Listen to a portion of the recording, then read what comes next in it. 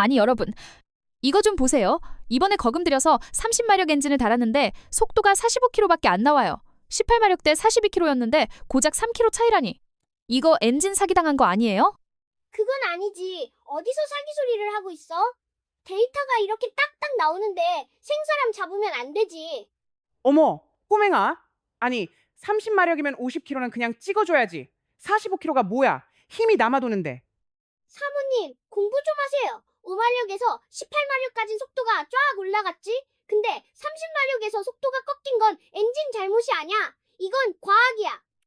힘이 남는데 왜 속도가 안 올라가? 엔진이 고장난 거야? 사모님, 배 무게를 마력으로 나누면 1마력당 얼마의 무게를 담당하는지를 알 수 있어.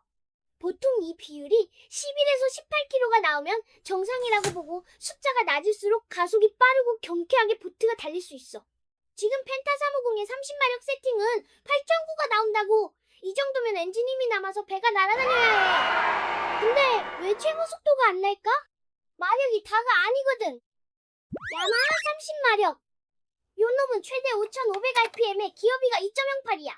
계산기 두들기면 프로펠러가 1분에 2,644번 돈다고. 여기에 12피치 프로펠러 달았지? 그럼 한 바퀴에 12인치 전진하는 거고 거기에 2.54cm 곱해서 미터법으로 환산하면 약 30.48cm 가는 거야. 그래서? 그게 속도랑 무슨 상관인데? 아, 진짜 이래서 유치원을 좋은데 나와야 된다니까. 이거 다 곱하고 나누고 하면 이론상 최고 속도가 48.3km가 나와. 이게 엔진에서 낼 수 있는 기계적 최고 속도인 거라고. 이 속도가 끝이라고 끝. 더 나오고 싶어도 구조상 못 나오는 거야. 어? 이론이 48km면 실제 45km니까 아직도 모자르잖아?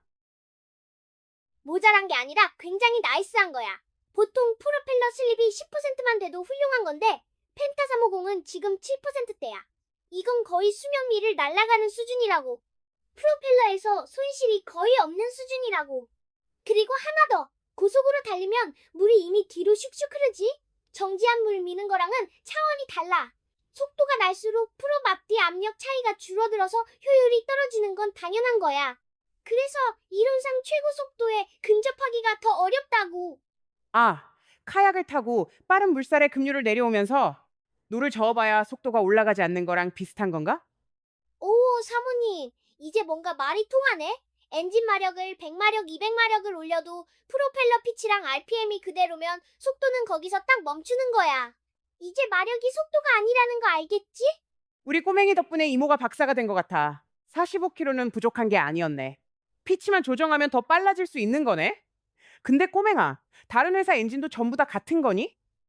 이거 참 세상에 너무 날로 먹으려는 거 아니야? 좋아요도 안 누르고 너무 많은 걸 물어보고 있는 거 아니냐고. 안 그래도 내가 다음 영상에서 제조사별로 기업이랑 분해해서 가르쳐 주려고 했어. 궁금하면 구독, 좋아요. 다음 편에서 봐요. 안녕.